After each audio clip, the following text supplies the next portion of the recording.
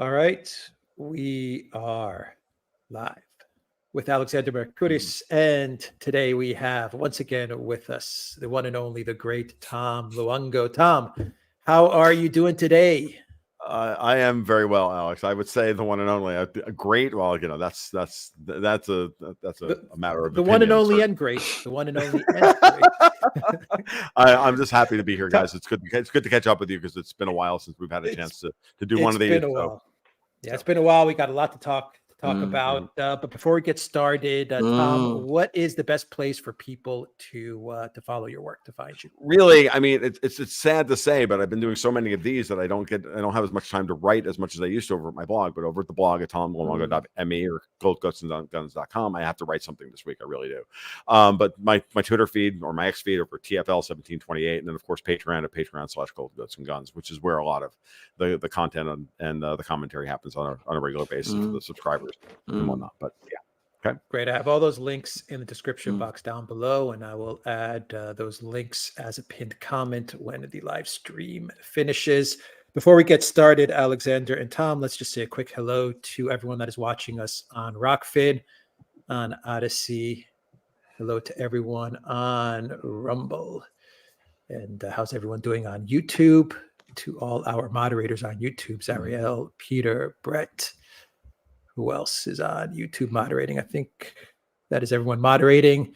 Thank you to our moderators. Hello to everyone that's watching us on YouTube and to our awesome, amazing, super cool community on Locals, the Duran.locals.com. That is where you can find all of our videos, all of our work, and also join a great community on Locals. Alexander, Tom, we have a very big week of news ahead, probably a big couple of months of news ahead. So, Alexander, Tom, let's get started.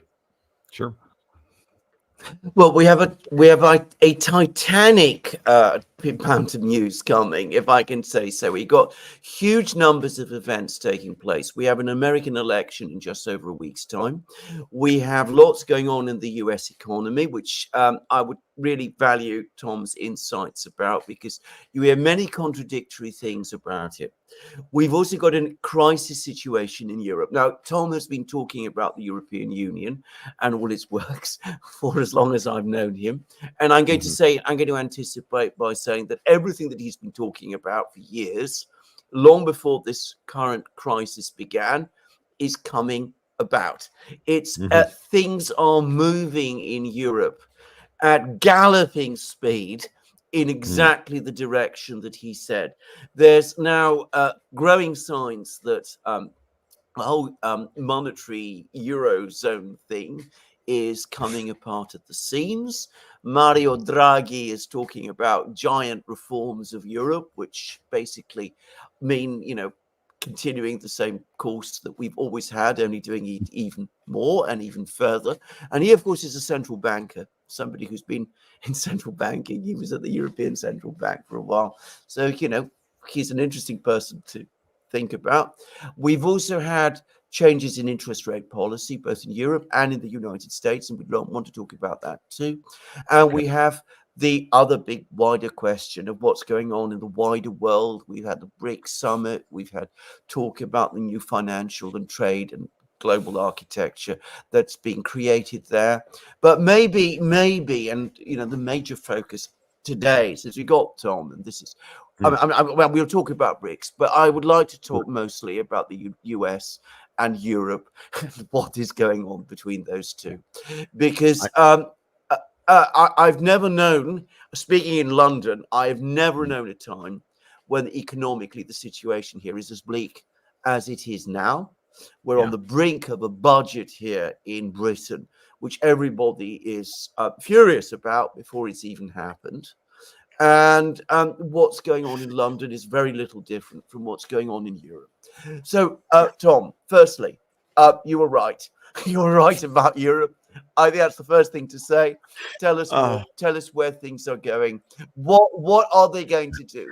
What is Ursula von der Leyen cooking up? What is Christine Lagarde up to? What is their next plan? Will we get Euro bonds? They're trying to slip them in all kinds of ways. Tell us more. I wish I really did have a crystal ball, Alexander, and I do appreciate being the compliment. I do. It's not about me, and it's not about being right. It's about just figuring out what's actually going on in the world. It's all we're all trying to do on a regular basis, right? It's not about any of us. And we said before we started, I said we'll go about 45 minutes to an hour, and I'm like, you just laid out like 4 hours worth of conversation. So let's see where we go next. So as I'm watching the situation post the Fed's September meeting, right? The Fed cuts interest rates in September, and I think everybody's gotten this a little wrong, including myself, to be honest with you, because previous to the meeting, I said, well, let's cut 25 basis. Let's see Powell cut 25 basis points, get the ball rolling, underserve the market. The market wanted 50 or 75. He gave them exactly what they wanted, and they still weren't very happy, which tells you that things are much worse than we expected, because when getting 50 and we still get the bear steepener trade, and I'll unpack that in just a second, in bond deals where we have a sell-off of the long end of the yield curve was what I was hoping we would get with 25, and we wanted to get it with 50. So that means that the market really needed 75. Here's the thing. And I've been watching this for a while now, and my patrons know these talking points really well because we talked about them all the time on our private podcast, which is that the European central banks across the board, France, Germany, the Bank of England, all of its subsidiaries in the Caymans and Euroclear and Brussels and Luxembourg and everywhere else, have been buying the hell out of U.S. treasuries and putting them on their balance sheets. And that buying wave has helped to drive the long end of the yield curve down up until the moment when the Fed cut interest rates, right? And it was all summer long. And Janet Yellen was out at the Treasury Department. She was out doing her thing, doing yield curve control through the Treasury Department. And we have Christine Lagarde with her transmission protection instrument, maintaining yield spreads and trying to maintain currency spreads as well, trying to maintain exchange rates. And so all of this is kind of, when you look at it, these markets have been held in a very tight range for about 4 years now. Even though the Fed has raised interest rates, the dollar has started to rise against everybody's will and everything else. When you go back and you look at the euro versus the pound, and I'm getting around to where I'm doing a very Trumpian thing. I'm going to lay the background, and then we're going to go back and we're going to dial into what's really important. You're doing a weave. Doing the weave, folks. I was funny. Once Trump said that, I'm like, oh, should I do that? Right. So what we're doing here is we're setting the background to understand what's going on. Go back to when Brexit happened. In the year of 2016, if you look at the euro versus the pound fell versus the euro by about 25%, in effect, punishing the Britons for even contemplating Brexit, right? And then it was never allowed. And then Britain got none of the benefit from the fall in the euro, the pound versus the euro, because then the Europeans barred any investment into the UK. So you saw Britain's their main trade partner, Europe, cut the friggin' value of the pound by 25% versus the euro, killing all of your purchasing power. And what did that do? Of course, it did exactly what you would expect under that circumstance, is everybody to blame Brexit. It wasn't Brexit. It was the fact that they pushed Trump out of power in 2020 when he was kept threatening to give Britain a good trade deal. Ran out the Brexit negotiations until the end of 2019, like the entirety of Trump's first term. Then they gave us COVID. Then they got rid of Boris Johnson. Then they did all of this. And so they've held the pound and the euro in a very tight range, such that it was never allowed to drop below basically 83 cents or 0.83. And that's where we are right now. And that meant you got all of the terrible aspects of Brexit without any of the benefits that you would normally get from your currency dropping by 25% versus your trade partner, because we didn't get any investment. They blocked investment during the Biden administration. They blocked and they manipulated bond yields and bond prices and currencies in order to strangle the UK for the purposes of eventually calling for a snap election this summer, installing their man Keir Starmer in charge in the head of of Parliament, setting up a complete betrayal of Brexit. which is where we are right now. And now we're going to get this terrible budget that nobody wants, which is completely predictable under under that framework, which is that city of, in effect, the old, what I would call the old British remnant of British sovereignty, which I'm not a huge fan of, as you guys well know, and what I would call Davos, that they've always been at odds with each other. And as the British remnant was going to, go in alliance with Trump, they got rid of Trump, and now they're scared to death that Trump's going to come back. And so this is the moment that and in the interim, now things have shifted even far. So I just told you the whole historical thing, right? And I only had this insight about the euro and the pound about 4 or 5 months ago. I finally just put the chart up. I'm like, oh my God. And I went, how did I miss this? Right. So when you parse it all back, that's where the situation lies for the UK. Now you've got Ukraine and the Bank of England guaranteeing all this defaulted Ukraine debt. Now you've got the gilt crisis of 2022, which our friends Alex Grainer did the forensic work on how much money the Bank of England is underwater on that, from bailing out the pension funds back then. You've got these massive holes in the Bank of England's balance sheet, and it just looks to me like the whole of the existing British architecture is being ripped apart at the seams, and and Brexit, it was the proximate cause, but it was because of the response to it by their enemies, as opposed to Brexit itself. And it was, you can almost look at it as they had to, by doing the courageous thing and voting for Brexit, that meant that the next move was, of course, that your enemies were going to try to destroy you, which is exactly what we've seen here in the United States. They did the same thing, and they're forking both of us at the same time by creating an untenable budget situation in the United States, forcing Powell to raise interest rates as quickly as he did. In the end of the day, I think I'm right about that as well, that was always an attack on this offshore dollar system, which was being used to undermine a presidential and the U.S. political and cultural stability. It's paying for the border invasion. It's paying for the Soros-funded flash mobs and rent-a-mobs and all the rest of it, and the IC facilities. So when you see it all from the money flow perspective, I think it's pretty obvious where this generates from, all right, and how it propagates. And then at the end of the day, we just have to stand up and go, you know what, we're not doing that. And then you always had to ask yourself, well, who had the power to say no to this? Well, clearly it was Wall Street and the Federal Reserve. Starts there, and then it's now kind of propagated out to the point where now we have the potential for Trump to return to the White House with a cadre of people, powerful people around him, of powerful personalities, not power in terms of their political power, but power in terms of their personalities and what they can bring to the table and their experience. And that changes the game in a way that is going to then, well, guess what? We're going to have a replay of Brexit. What I just outlined for the UK and how they punish the UK for Brexit. Well, guess what? They're going to try and punish the United States for daring to re-elect Donald Trump. And that's why the next 2 months are going to be, regardless of what happens in a week, it's going to be, a mess. And I'm trying to keep it clean, boys. So, because out of respect, so we're doing our best here. So there you go. That's what I think that's in the broad strokes, the 40,000 foot level. That's what I think what's going on. Punishing Britain for voting for Brexit is one thing. Punishing the United States for voting for the wrong man for the president, that is wild. Trying to do something like that. I mean, I know. I mean, I can't even. I mean, the implications of trying to do this. I mean, surely, if that is what they're going to do, they're going to destabilize the entire global economy. I'm just saying. I mean, I'm the thought of it. Just yes. Well, tell us more. I mean, it does. It boggles the mind, right? Yeah. So mind.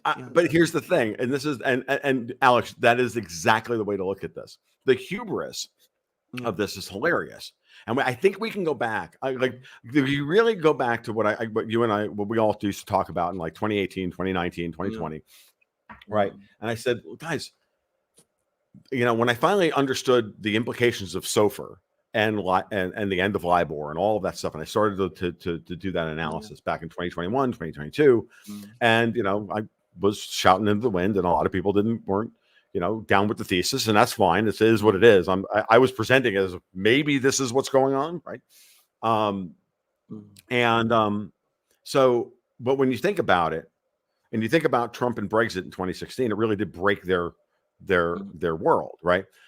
SOFR is a thing that's been on the book, has been in the Fed. The Feds wrote white papers about the SOFR back in 2007, right? In the lead up to Lehman Brothers, they were talking about how can they replace LIBOR, and it just sat there and did nothing during the entire Obama administration.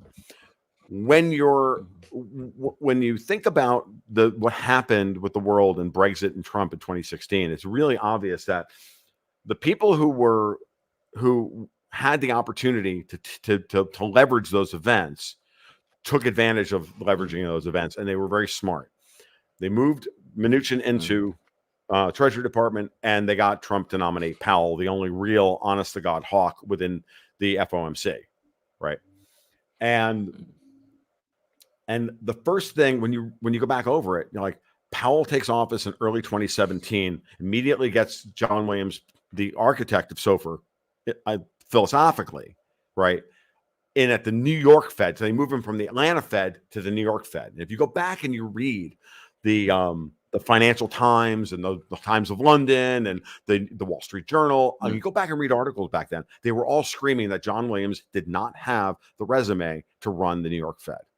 They were all scared to death of him going into the New York Fed. Then we get SOFR, and they roll SOFR out over a 5-year period because you have to change the system slowly, but you get it in motion and then you can't stop it. And so at that moment, during that little period where they didn't have political control over the United States because of Trump in gumming up the works in the White House, behind the scenes, they were working to get monetary independence of the United States through Powell. Then all they had to do was hold Powell in office throughout the Biden junta and have him undermine all of this. And this is why we are where we are today. And so at this point, I've looked at this in terms of you can have monetary or political control or both over a particular country. If you're an oligarch, if you're a transnational oligarch, if you're part of Evil Corp Central, right, or Davos or whatever you want to call it, if your Gantt chart says we have to do X, Y, and Z to take over the world, right, then we have to get political and monetary control over a country. Now, when they had political and monetary control over the country under Obama, everything advanced, right? Under Trump, they kind of had neither. They could freeze the political apparatus in place and keep Trump and neuter Trump, right? But they didn't really. But at the end of the day, the president really does have a lot of power. And eventually Trump figured out that he had some power, and then they got rid of him. And then under Biden, they had political control, but they didn't have monetary control.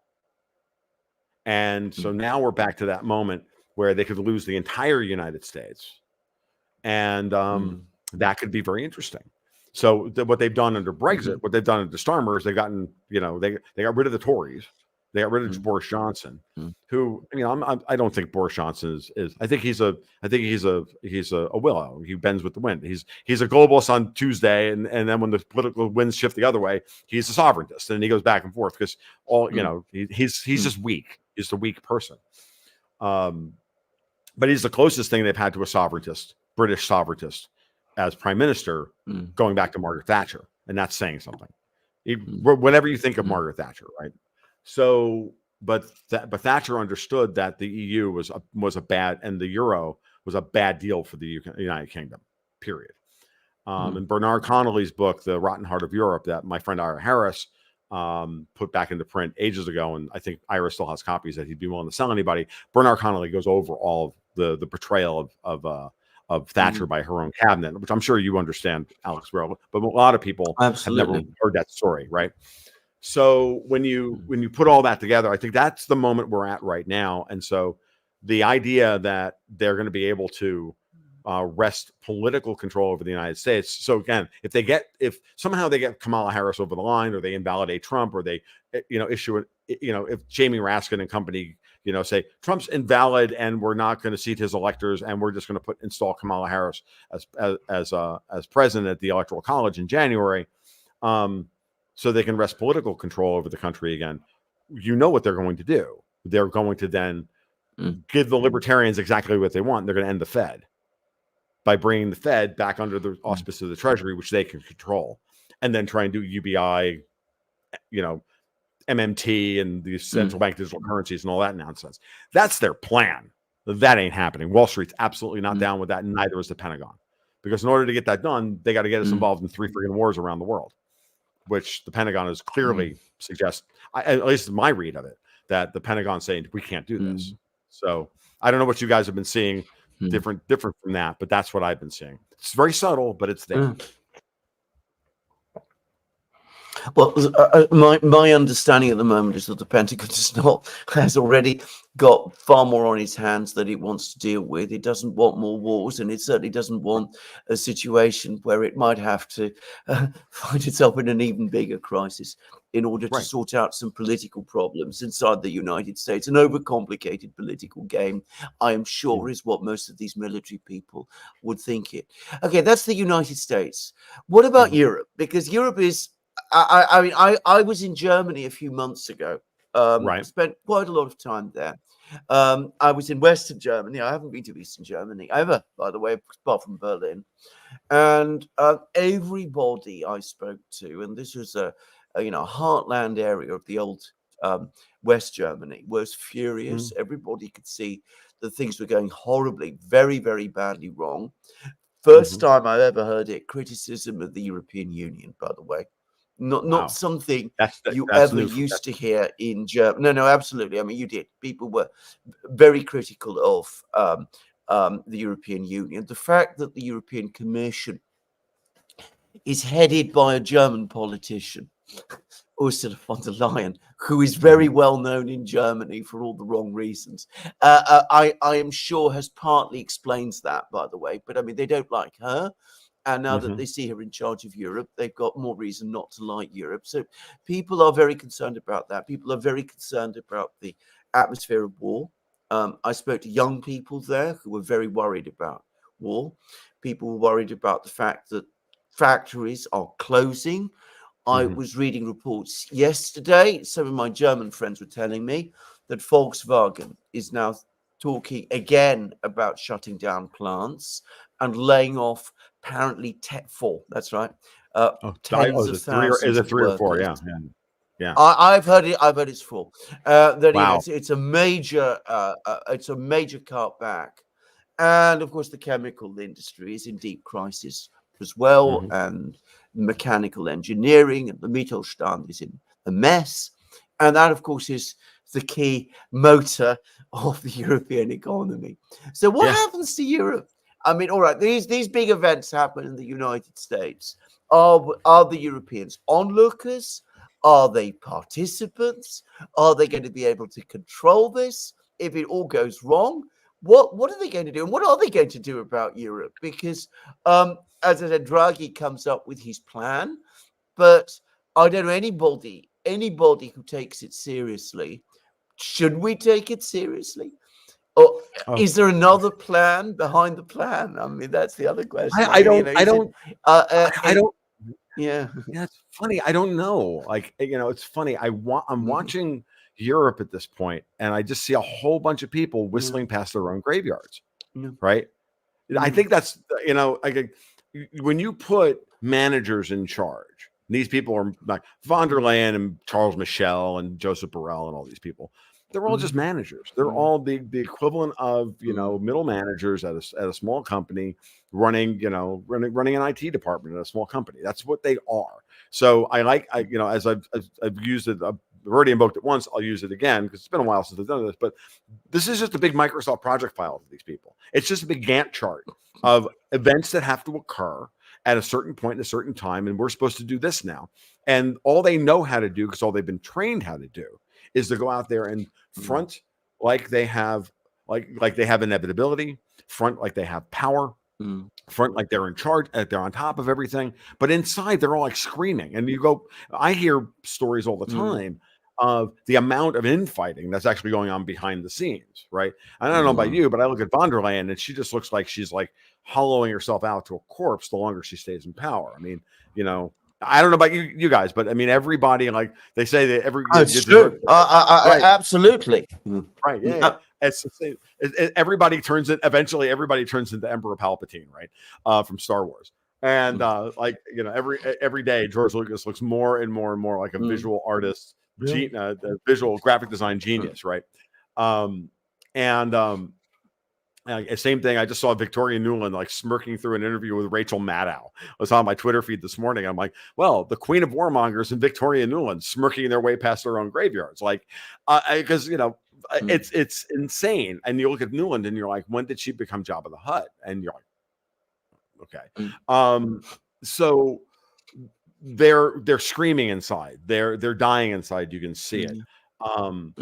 And they know that they're in serious trouble, because here's the gig. The Fed is not going to be able to cut interest rates to the level that the markets have been handicapping. And this is what I've been saying for a year and a half now. Like even certainly going back to last December when the market was handicapping 7 rate cuts in 2024. And I'm like, you might get 3, you might get 75 basis points, but you're not going to get 175 basis points. That's not happening because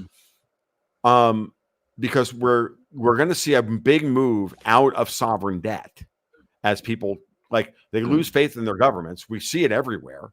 We just had Austria refuse to seat the winning government. France refuses to seat the winning government, or manipulates the electoral system to get Macron across the finish line. Then we get our old friend Michel Barnier, and as prime minister, which is unbelievable, right?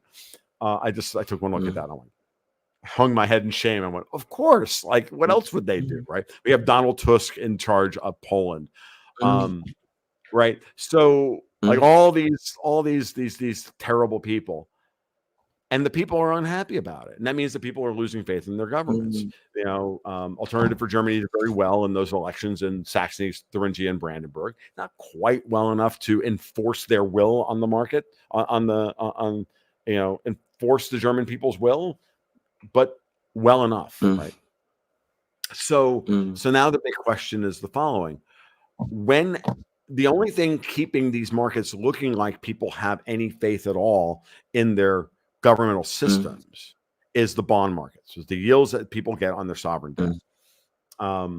And what we're seeing in the United States is it's like a Chinese finger trap. We want to prove, if you're thinking about it from the perspective of how can we manage people's perspective, let's just start there. Well, hey, how about the bond markets are selling off because Trump is going to be reelected, and that's not good for America. So why don't we all sell our sovereign debt? Why don't we all put our thumb on the scale, lift our bids, allow the market to rise? Well, then what does that do? It puts upward pressure on German bonds, which they can't afford. Puts upward pressure on French bonds, UK gilts, and everything else. So you want to say one thing, but then at the same time, so what you're seeing with Lagarde is she's furiously in there buying German bonds to widen the spread while she's cutting interest rates, which makes no sense whatsoever. It's all about perspective of where the capital is going to flow and how they can hold capital from they got to hold capital from leaving Europe. They've got to get it out of the United States. But then if Trump comes to power, everybody's going to be looking at a 10-year U.S. Treasury trading at 4.5% or 5%, and they're going to go, I'm buying that. I'm not buying a German 10-year at 2.3%. Like, why would I do that? So there's no market left for the German Bund. So that means eventually Lagarde will run out of other people's money again, because if commodity inflation is going to come back when the sovereign bond markets, when everybody loses faith in the sovereign bond markets, where does the money going to go? It's going to go to gold, stocks, tangible assets of all forms. Well, therefore, then commodity inflation comes back, because now oil prices are going to rise, copper prices are going to rise, and and people are going to start bidding those things up, and they're going to bid up those, and you can see it in the divergence between the stocks, the commodity stocks. Like oil majors are trading near oil's at $70 a barrel, and oil price and oil majors are trading at 7 times earnings at all-time highs. It doesn't make any sense. Well, yes, it does. that's your leading indicator that inflation is going to come back, and therefore then the Fed's going to have to raise interest rates to quote unquote tame inflation. And it's it's the Chinese finger trap that Christine Lagarde is in. She's trying to hold. I really believe she's got like all 5 fingers now trapped in 5 Chinese finger traps, and I think she's run out of fingers to get trapped. And it's been over the last 5 years or 7 years since you and I have been talking. We've been talking to each other. I think that we've watched Lagarde by degrees eventually catch her entire hand in a series of these traps. And she keeps trying to wriggle out of it, and she's just catching herself tighter. And what that means is that we can see within the next 5 to 7 years the end of the European Union. That whole thing is going to break apart. Hungary is going to leave. Serbia is never going to join. We're going to start to see that process. And then the big bellwether for the whole thing is Italy. But yeah, we'll see what happens there as well. Well, tell us more about Italy. Can I just say something, by the way, before you continue? The first articles have started to appear in Britain, talking about a potential guilt crisis. Yes. That is ultimately one of the reasons why we have this budget that's coming, which everybody's so angry about. That in fact we're now very close to the point where international investors, and Britain depends on international investors, are going to lose faith in the UK because the drift of things. Yes. But if you just want to comment about that, Italy but also about Italy, because Italy is very interesting and very important, and it's a place which I think we both have feelings about. So tell us a bit about Italy too. Sure. I mean, let's because these things are actually inextricably linked through Ukraine. Yeah. Okay. Yeah. The reason why investors are now beginning to make the connection to the UK gilt market is because Ukraine was supposed to win. It was supposed to be a big win. There's a lot of collateral that was supposed to come out of Ukraine's tens of trillions of dollars of future cash flow to collateralize all of this debt. Okay. And it's now, and that's coming off the table. And Putin's like, yeah, you're not getting it back.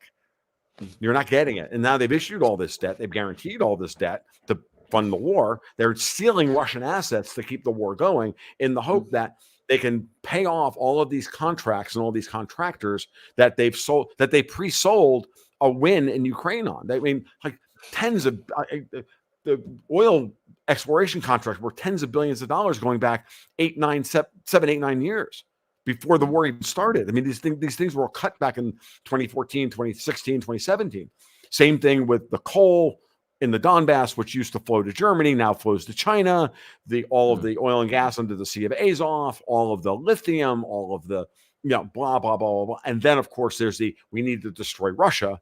And they're thinking in terms of we can capture all that and then use that to collateralize whatever it is that we've issued going forward. If they don't get any of that, this is all debt without collateral. And that's why we're beginning to talk about a UK gilt crisis. Now let's talk about Italy. I think, Giorgia Meloni has been a very, very interesting figure. And I've hesitated to be overly critical of her because she's in a very difficult position, meaning like she's in a position where France and Germany have literally been trying to destroy Italy. We have the Treaty of Quirinale, where like France is now like effectively annexing part of northern Italy. You have a lot of things happening here, but at the end of the day, the United States has over 100 military bases in Italy. The Americans' strongest position militarily in Europe is in Italy, not in Germany, not in Poland or anywhere else. It's in Italy. So one of the arguments that I've been making, I've been saying for taking a wait and see approach about Meloni as to whether or not she's a wolf in sheep's clothing and is she really a closet globalist or. I tend to view her as kind of a Trumpian figure where she got into power as a populist and then found out that she's in a more miserable shark tank than Trump walked into when he walked into the White House. I mean, is anybody going to argue that the Italian deep state is not the oldest and most powerful in the history of the world? It only goes back 25. It only goes back 2,000 plus 2,500 years. I mean, I'm just saying it, right? Just to quickly say, anybody who's had any involvement at all with Italian politics and the Italian system knows how complicated and dense and difficult it is for outsiders, and how deeply laid it is. You're absolutely right there. Completely right.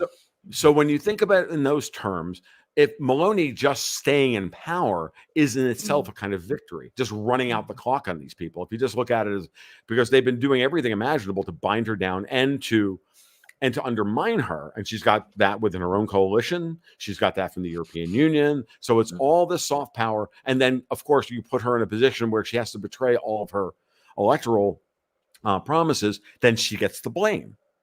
Everybody else does the damage, does the and you kill her with the death of 1,000 cuts, and the people blame her because she's the one in power, because they mistakenly believe she's the one who actually has power. No, she's the person holding the office while the people with power destroy her, right? So what I've been seeing is the following. Over the course of the last 8 to 9 months, which you've seen out of Maloney, and I kept saying to because my people were screaming behind the scenes, like, Maloney is a sellout and she's this. I'm like, maybe not. Let's watch and see what plays out here. If the United States ultimately decides not to escalate in Ukraine beyond a certain point, we're going to see from the Pentagon, and I had friends in Italy trying to explain this to me as well, that we had to watch like the Italian defense minister, Crocetta, and others who I got on good authority are good people trying to reform things. That, and she only has a couple of those people within her own cabinet. That if you understand that, then watch the U.S. and watch the Pentagon. If the Pentagon doesn't take the bait and move into Ukraine, right, in a serious way, not the State Department and the CIA trying to force them into a conflict they don't want to be in, but the Pentagon itself, then you're going to also see Maloney walk back any real support from Ukraine. She'll say things like, yes, Ukraine has to win. And then she sends a whole bunch of unworking Italian tanks and howitzers to Ukraine and says, well, you can have these, but good luck fixing them. But if you can use them, go ahead, right? Because that's what she did, by the way. I think she's already been doing this. I mean, she's made it very clear that European troops are not to go to Ukraine. She's strongly opposed to missile strikes on Russia. She's already acting increasingly over the last 6 months or so.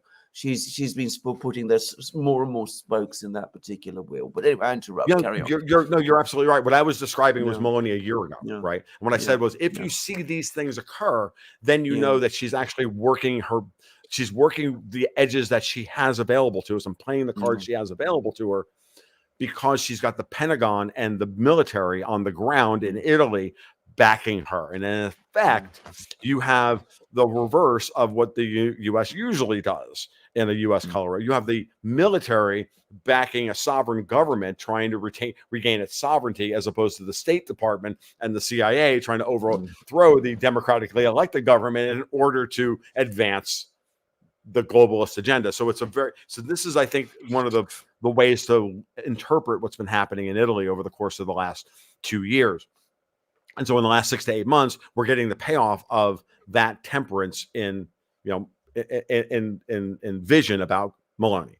And I ate a lot of shit. I ate a lot of opprobrium from my more black-pilled members of my community. I lost subscribers over this and everything for a while.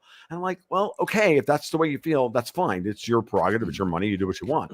But I'm like, I have to run this way, this analysis this way, because I know Italian politics are really, really murky. And anybody who thinks they understand them, that's just a sign of hubris. And what I think I know about Italian politics is, 5 to 10% of what is actually going on behind the scenes, right? So we're just scratching the surface of the depth of that depravity. But I think the signs there are very good that in another election cycle, depending on how things play themselves out at the ECB level and I think, to be honest with you, the wait and see game is to see whether or not Germany is the one that finally says, you know what, this isn't working for us anymore. We're the ones who are going. I think the EU could split apart because the Germans. This goes way back to to Jim Rickard's arguments about this ages ago, saying, look, if the European Union no longer works for the Germans are going to leave. Now, Jim having ties to the American, intelligence community and all of that, is that code for what our what's the word I'm looking for? Our policy has actually been? Is that, just him reading the tea leaves? I leave that to you and the audiences. I don't know. I don't have a good answer for that. I'm just throwing the question out there. Okay. So what happens now? Let's just do a piece of theorizing, and let's assume that in November we have a new president who's Donald Trump elected. He becomes president in January. He wants to move forward to try and come to some kind of I'm guessing now because we don't fully know what Trump is going to do, but I agree with what you said before. He's got a much stronger lineup behind him this time, a much stronger lineup behind him this time than he did in 2016. And there's some of them are very, very serious people. And he wants to come to some kind of a stabilization of the international situation. And he moves towards winding down the war in Ukraine. He tries perhaps to ease some of the other tensions that we see elsewhere.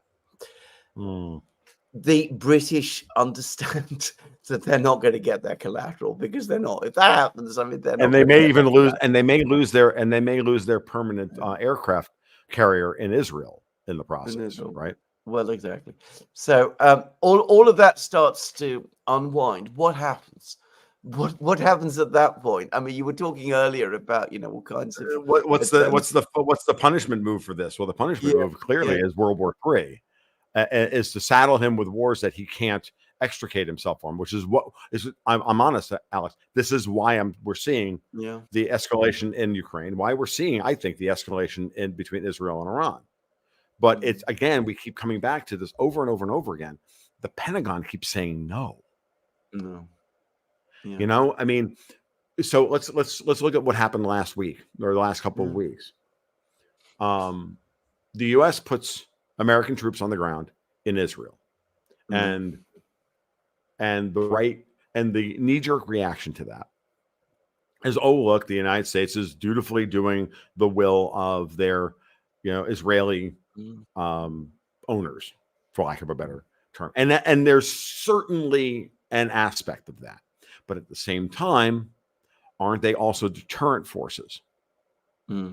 Because if the Iranians attack Israel and they kill Americans, heaven help the Iranians. Okay.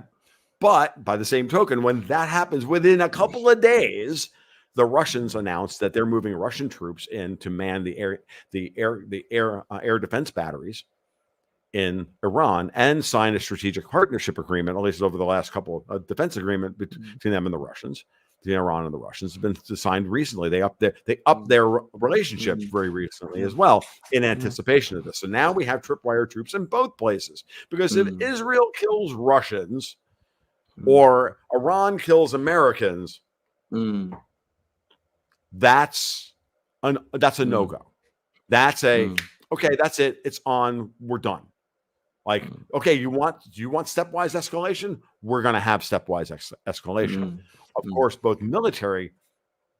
This is, again, I was on this show with Alex Craner last week. We were talking about this very thing, and Alex brought up how, and Alex and I both went through the thing, and we go, think back to 2015, 2016 in Syria, where the deconfliction hotline between the Russian military and the American military was, used all day long to ensure that the American Air Force did its job and the Russian Air Force did its job, and they stayed out of each other's way, because nobody over there and nobody wanted a war between the Russians and the Americans over Syria.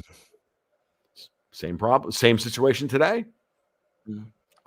I'm feeling better about that analysis today than I was a month ago. Yeah. Well, Alex and I, in our programs, I think we've come to the conclusion for some time that certainly with respect to Ukraine, the Pentagon is definitely saying no. But we've had the victory plan, we had the missile strikes on Russia, we've had, as it now turns out, Zelensky demanding Tomahawk cruise missiles. I mean, apparently he did. Yeah, of course he did. And the Pentagon repeatedly says no, and that there was putting together the political leads. There was clearly a row early in September between the State Department and the Pentagon said absolutely not, we're not doing this thing. And if you Starmer, remember, Alex, just to remind everybody that on like Zelensky meets with Austin and Ramstein, and Austin says, no more missiles. You're not getting anything else. And then on Wednesday, Blinken and Lammy both go to Kiev to tell Zelensky, oh no, attack Russia. Remember that? Those are like within 48 hours of each other, these two things happen. I'm like, Blinken's no longer president is what happened at that point. So absolutely.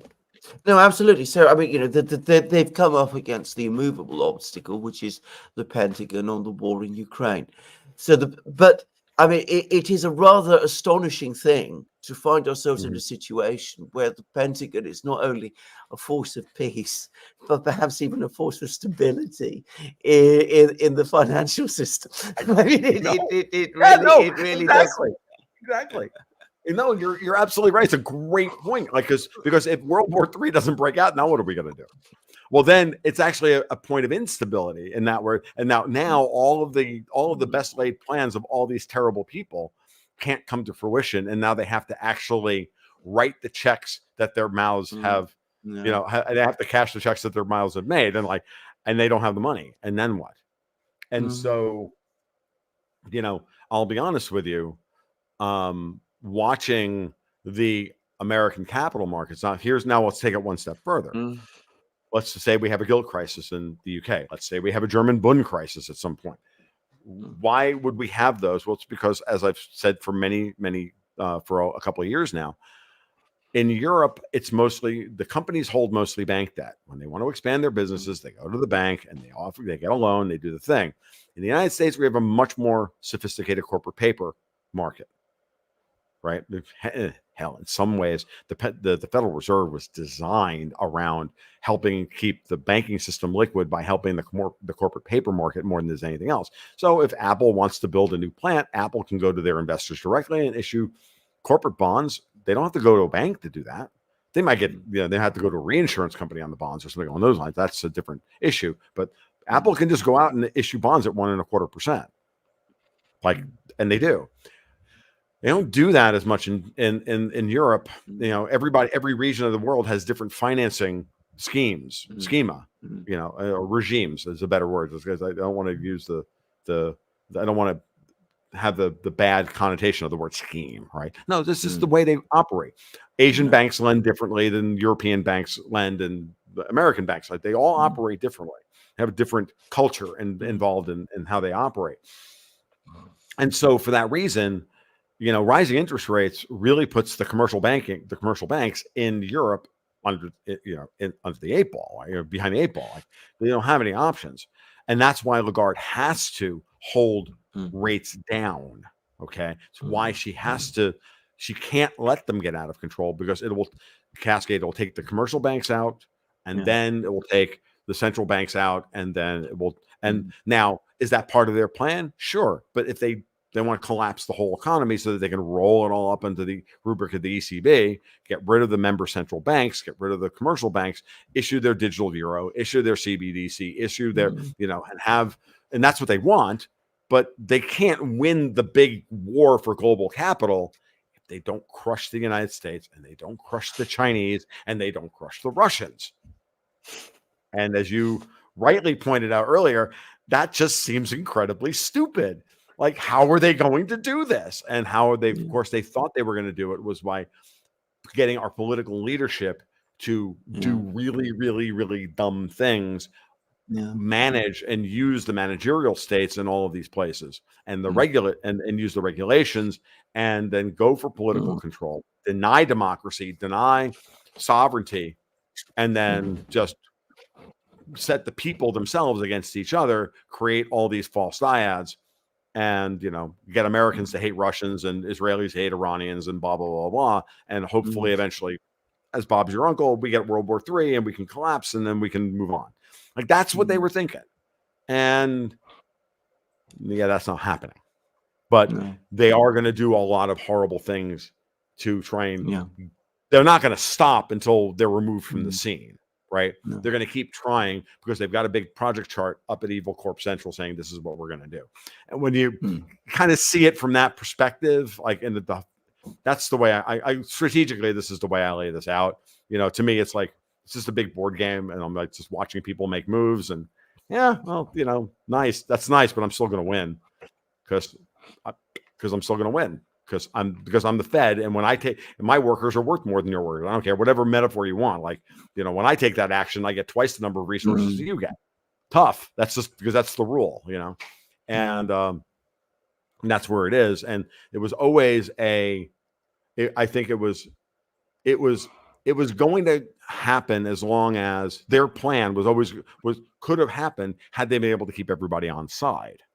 But the minute a cartel like that, in this case, the cartel of oligarchs who think they run the world, once one of them decides to turn predatory against another member of the cartel, they have to be very careful about what that member, ostracizing that one member of the cartel, does. The first one they ostracized were the Russians. And then the Russians took themselves out of the game and started playing a bigger game. They allied with the Chinese. And now the Americans were like, yeah, that sounds great. We can all go to a less globalized world, but we can all go back to our respective corners. We can have the BRICS representing Asia. We have the United States representing North America, for lack of a better term. And, we can fight over Africa. We can fight over South America. But, what do Europe and the Brits do? That's a good question. Go broke? From their players' perspectives, yeah, you lose. You lose, or you get nothing. To invoke Willy Wonka, you know what I mean? Yeah. Well, what you've just described is a little bit like what a certain person in Berlin did at one time. He also tried to take on the Russians, the Chinese, and the Americans all at once. It didn't end up very well for him. Didn't end up very well for him either. No, you're the person we're not allowed to invoke, even though our cultural opposites, invoke that every day. Like my entire rant just now would be considered tantamount to Nazism. Really? Okay. And everybody to the left of Karl Marx is now a Nazi. Like that's the world we live in. So, all right.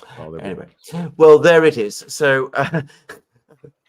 Very, very dynamic picture. I have to just finish by saying I really do worry about Britain.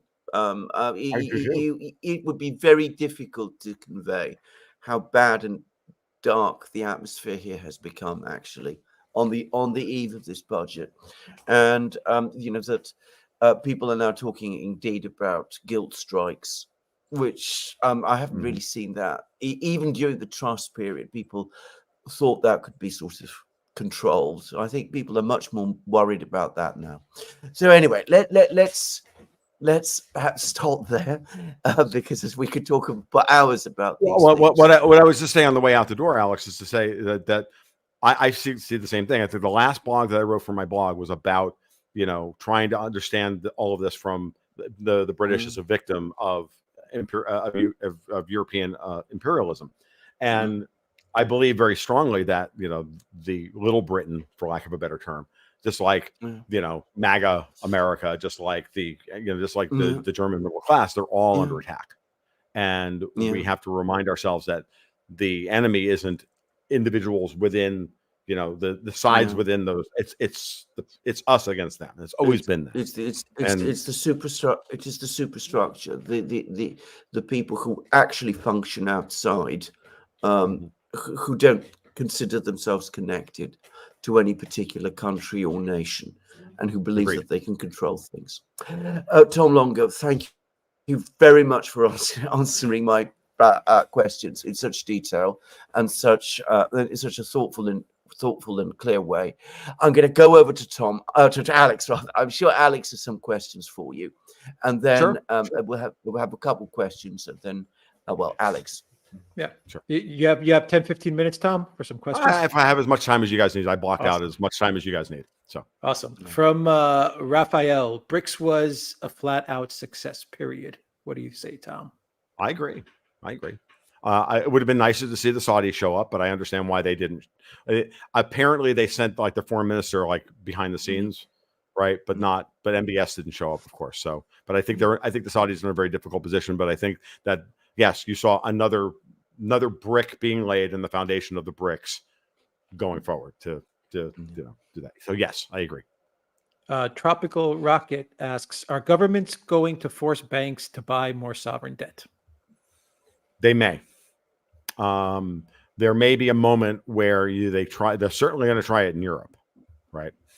Was it Frederick Merz was out there the other day saying, well, there's $2.8 trillion euros in savings that if we could just get our hands on that and mobilize it, we could fix, everything. Well, and, I know that people are thinking in terms of of David Webb's work, The Great Taking.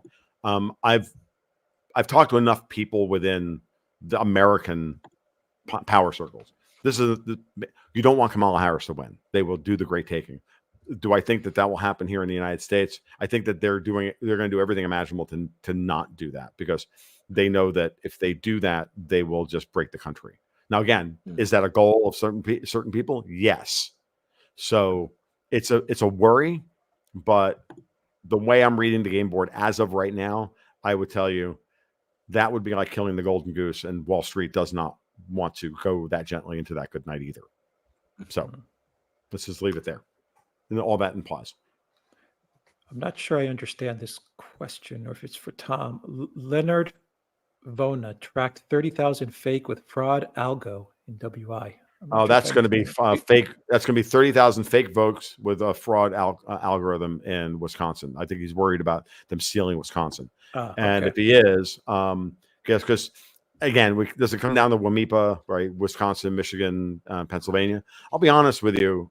I think the internal polling is so bad, and that's why we're seeing a lot of defections within the American political establishment. We're seeing a lot of tea leaves here saying that they know how bad the internal polling is, and they're just expecting that this Trump landslide could be too big to rig. And if it is, then they have to go to Plan B, or to invoke Dr. Strangelove, Plan R.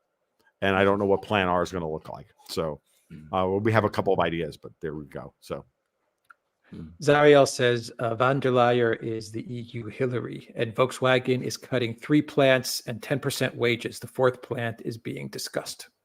Yes, that's what I heard. And earlier when I did this, I put up German. I did it as a German, thanks to Inglourious Bastards, right? The 3 thing. If you've not seen the movie, where they figure out that he's a British spy because he uses this as opposed to this, right?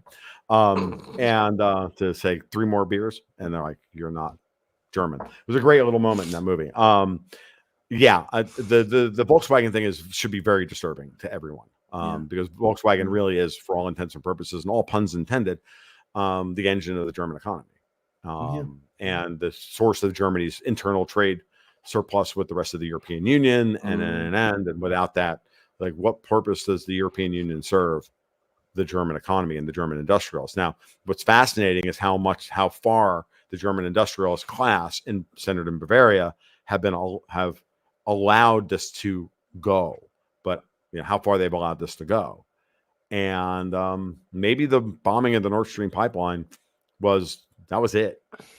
That was that moment where they all got together behind the scenes, just kind of like when I think Wall Street got together and said, "Ooh, we can implement SOFR, and we can go after, go after the BIS and the IMF and everybody else," right?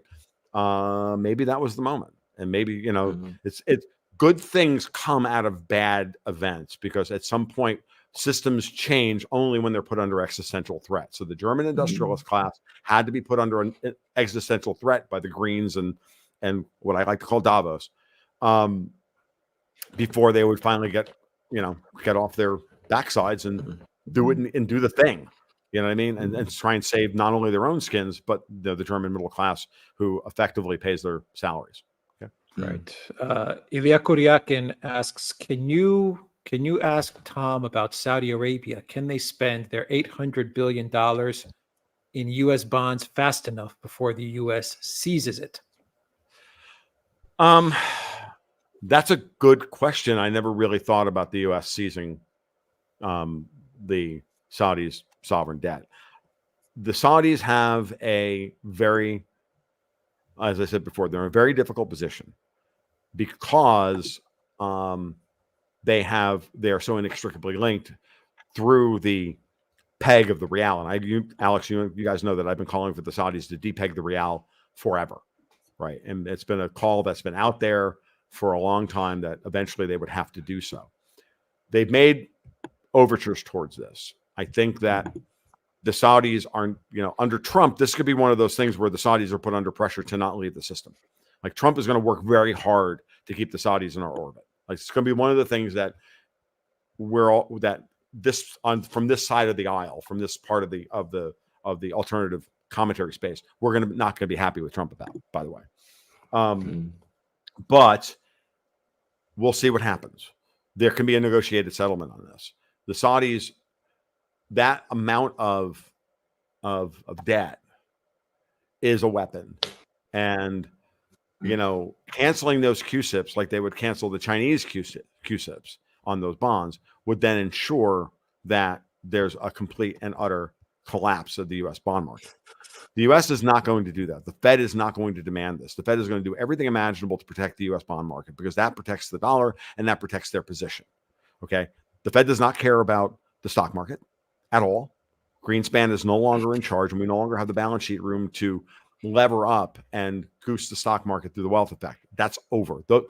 We have to get that out of our heads, and we have to think in terms of only what the Fed will do. Now, do we have a bunch of vandals currently running the American government? Yes. Will Trump do anything to damage the credit rating of the United States? No. If anything, he'll make every move imaginable to strengthen it. So what I would suggest is everybody sit down and listen to the Palisades Gold radio interview that Tom Bodrovich just did with Judy Sheldon, where she goes over the means by which to start putting gold down on the yield curve, an idea that I talked about. Judy's talked about this for 10, 15 years now, but she's now out there doing the podcast circuit. She just wrote a book about this, codifying all these ideas that she's been playing with or talking about for about 10, 12 years now. I think she's absolutely right. We can recapitalize the United States. We can deal with this, but the key to it is utilizing our sovereign gold. That's what the BRICS threat of the unit backing it by 40% in gold is all about. And, hey, like they do that, we do that, and the Saudis will be happy to convert those older treasuries, roll them over into new stuff, into the new issuance, and they can depeg the real in a gentle way, and we can move forward. So I that's kind of the way I see a lot of this playing itself out. Again, subject to a discontinuous event or some kind of step function escalation, but I don't know what percentage to put on those things. Right. Basil says the portrait of Dorian Gray was based on Ursula von der Leyen. Oh, Oscar Wilde. Yeah. You know that Oscar Wilde wins. Like, dude, that's the comment of the day. That was the book, Dorian Gray, where Oscar Wilde says that a cynic is someone who knows the price of everything and the value of nothing, which you could also say is true of Ursula von der Leyen. Oscar Wilde was truly amazing. He and Mencken are just endless quote machines, right? Go ahead. John Roberts says de-dollarization may be happening, but recent SWIFT data suggests de-euroization is happening since 2023. How low will the euro go? Will the euro survive? I don't think the euro does survive, and I think that's the key. I think John's he's picking up some. I don't know if he's picking up something that he came up to this independently or not, but this is something I've been talking about for over a year. When you go into the Swift RMB tracker, which comes out every month, it gives you a breakdown of the money, that's the percentage of the money flowing through various currencies and how the trade is settled. And from the moment the sanctions went on Russia, and the euro was no longer allowed to be used to buy Russian oil, the euro share of non-eurozone global trade as settled through Swift. And now those are a variety of caveats, because there's a lot of trade that's not now settled through Swift like it used to be. Dropped from about 36 or 37%, rivaling the dollar, to 13% in less than a year. And it hasn't recovered. It's not going to recover because, the Russians aren't taking euros for their oil anymore and their gas. And that was, so it's clearly the euro, what the European Union was doing with this was they were creating a petro euro. When you look at it, when you look at that data point tells you that the euro's entire, validity on the global market had to do with the amount of oil and gas and energy that the European imported and from the rest of the world. And they were setting up a replacement for the dollar through the amount of energy that they were buying from the rest of the world. And they were settling in euros. Then they shot themselves in the foot. And to this day, I cannot understand why they did what they did. Because the euro is now, I think it's a currency without a purpose for almost everybody who uses it.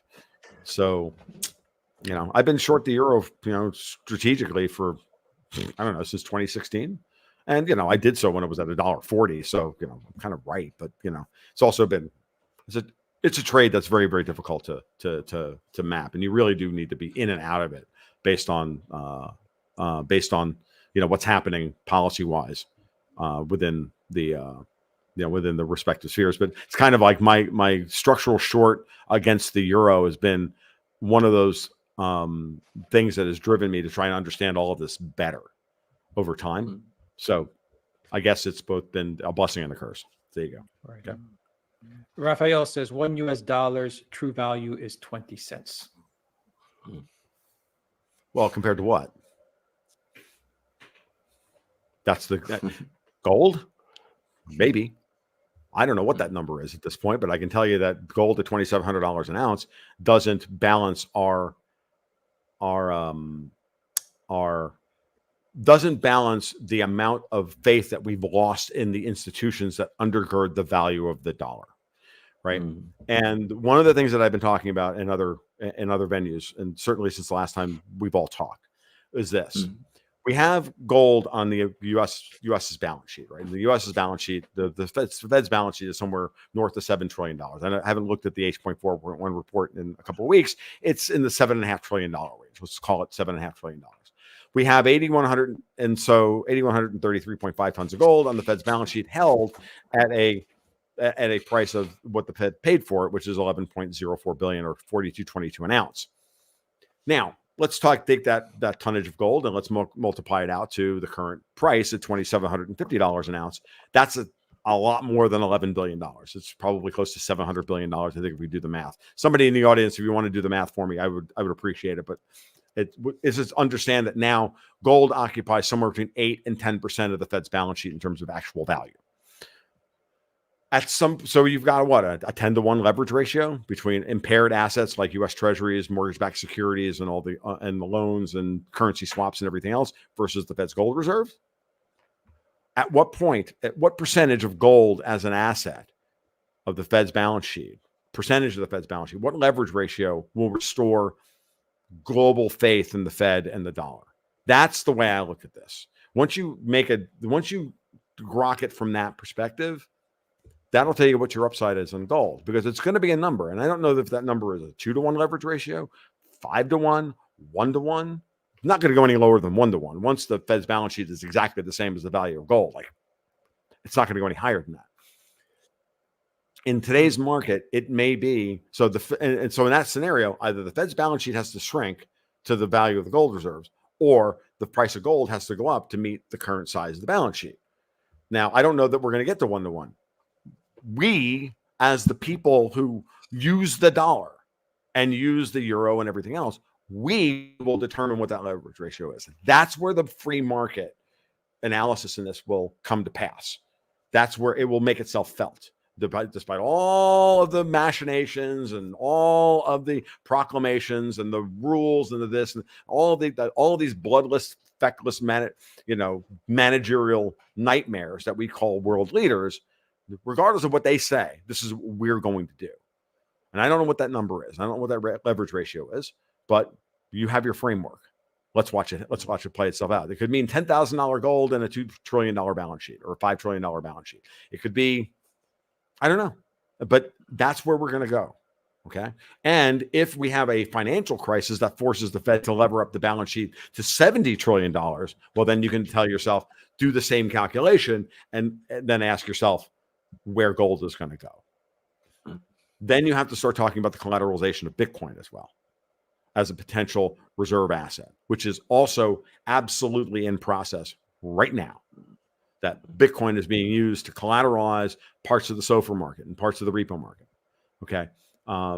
It's happening. I don't know how big a part of it is, but it's there. You can see it in the correlation trades. But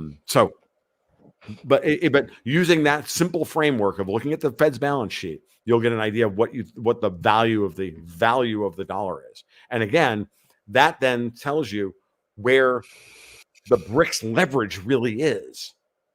It's in, if they monetize gold through the unit, then it's going to force us to monetize gold. Or as Judy Shelton puts it, why don't we go first? Which is exactly what she told Tom Broderick last week when I was listening to the interview last week. And so what she said last night, she said in that interview, she's like, why don't we go first? Why don't we lead the world as opposed to lagging it? I don't know. So we'll see what happens. But these are the things I'm going to be watching. These are the big trends, the big things that I'm watching right now. Ribo says, Tom's take on Melania is spot on. She fell victim to the system, as Trump said on Rogan. I don't think people understand the force of the system. The EU wants to cripple her and the nationalism in Italy. I agree. Thank you for the corroborative point.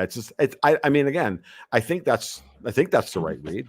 And then we'll just continue to run the hypothesis and look for data points that confirm that or deny it, one or the other. And but she's been in power long enough now that I think she's pretty much a known quantity. I'll be honest with you, like the pictures of her and Elon Musk,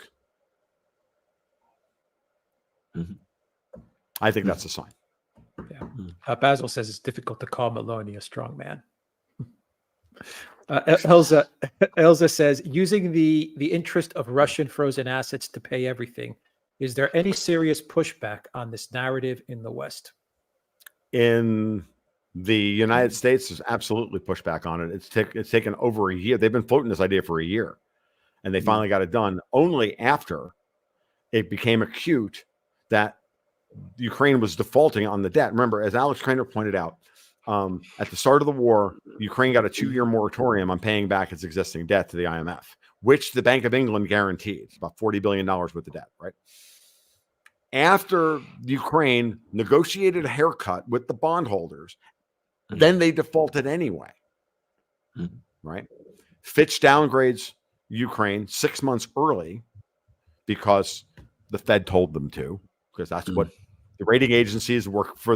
Work for Wall Street, folks. Don't kid yourself. They don't work for City of London. Maybe the London rating agencies work for the City of London, but the American rating agencies, they work for Wall Street. So, and especially Fitch. I think Fitch is absolutely maps to Wall Street. So that was your tell. And so now at that point, once it became acute, that's one of those things that was causing them all agita, and to like lose sleep and argue amongst themselves, how are we going to get this done? That, caused von der Leyen's face to start, morphing into Emperor Palpatine. That's what's eating them up inside. They don't know how to get out of that one. So they finally had to do it. By doing so, they then invalidate the very concept of foreign exchange reserves, which which is the thing that undergirds the entire global monetary system. And now we're into a new era. And so we're definitely we're in flux right now. Let's put it this way. I'm going to real quick historical digression. If you we had a monetary system called Bretton Woods after the Bretton Woods Agreement in 1946. That lasted until the London Gold Pool ended in 1968.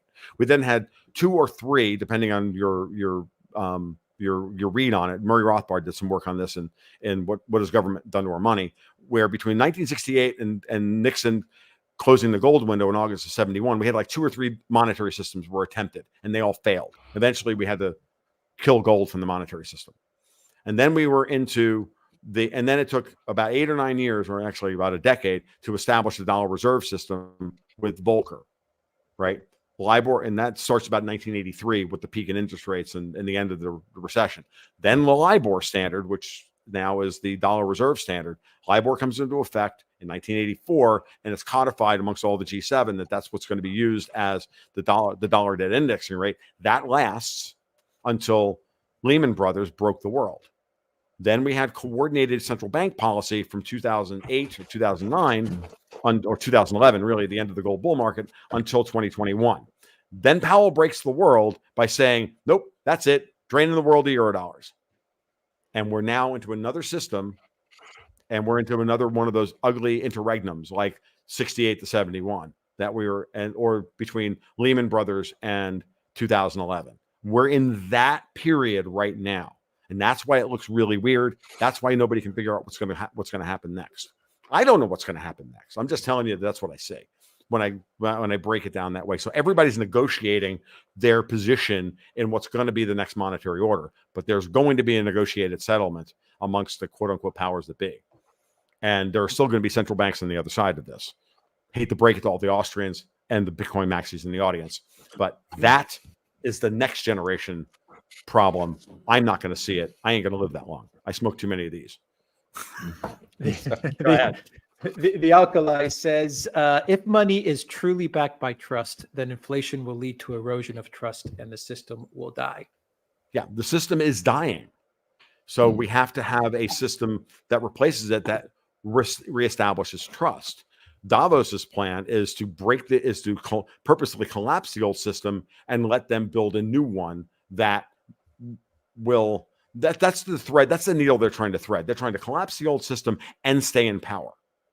And I think that the global monetary system, the global flow of capital is too democratized. China is too powerful. Russia's too powerful. The United States is too powerful.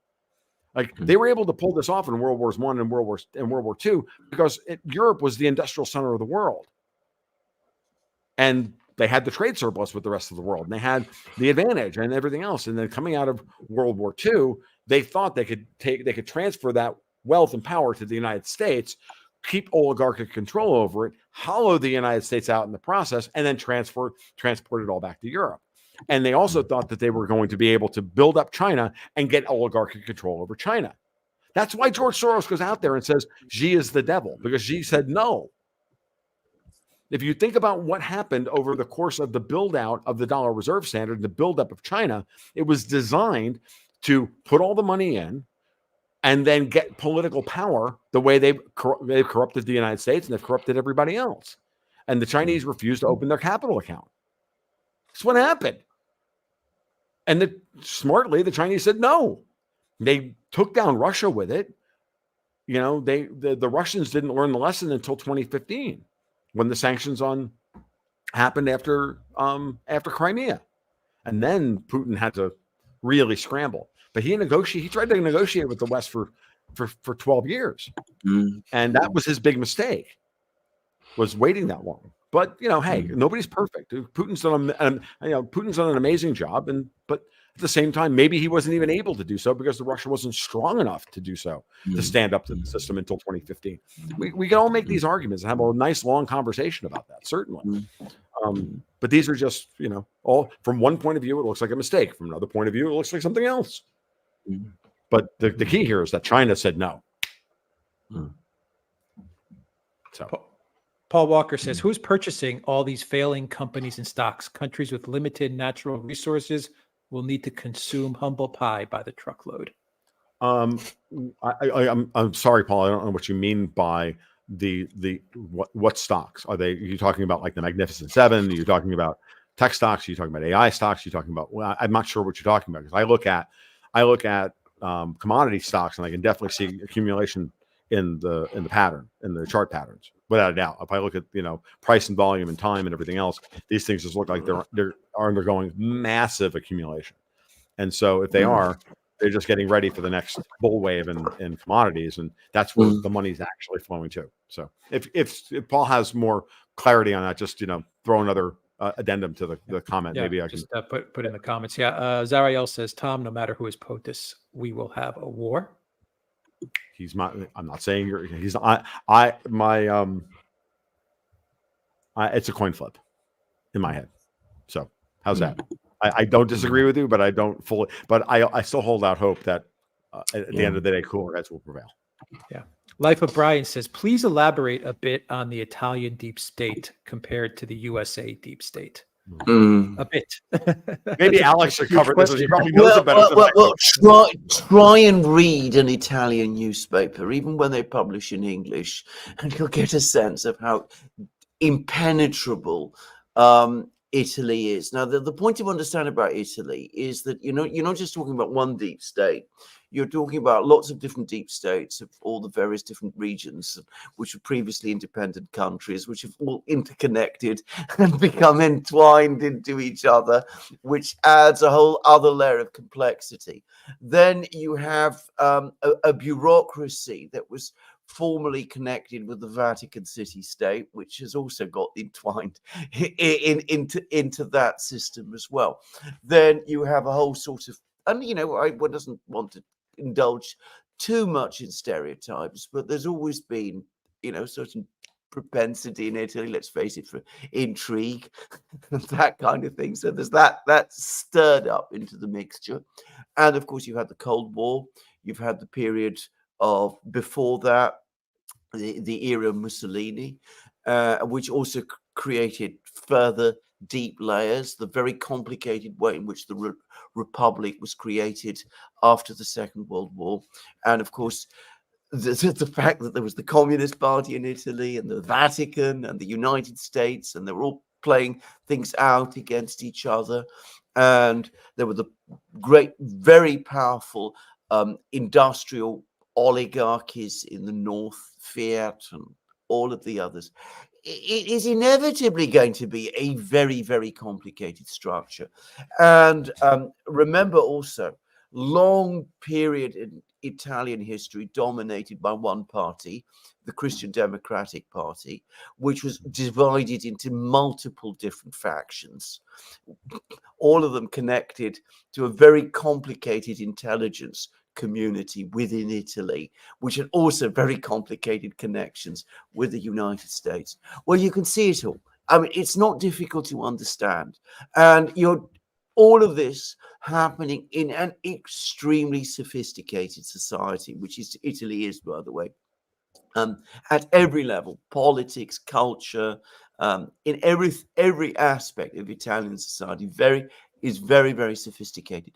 So it's a very, very complicated deep state. And exactly as Tom said, it has an extraordinarily long history. If you try and understand and follow Italian politics by going to the Italian media, you will get absolutely nowhere. just to say, the Italian media is, even amongst mainstream media in the world today, one of the most difficult to make much sense of. There are only very, very few people in Italy who have all of the various threads and understand all that is going on. So Italy is an extraordinary place. I mean, it's a wonderful country. Amazing things happen, but most of what goes on in Italy, exactly as Tom said, happens under the surface. Unless you are part of the inside world of Italy. And by the way, I haven't even started about its banking system, which is also has enormous, history and legacies and all kinds of things. I mean, Italian banks some of them go back to the Middle Ages, just to say. So, I mean, if a very, very few people who are on the outside really understand everything that's going on. And many, many people on the inside, or who think that they're on the inside, have only understandings of part of what is going on. If you want me to give you a book, which is a good introduction to Italian politics, go to a book called Who Defends Rome, written, I believe, in the late 60s, about 1970, which is about the plot that brought down Mussolini, the one that emerged in July 1940.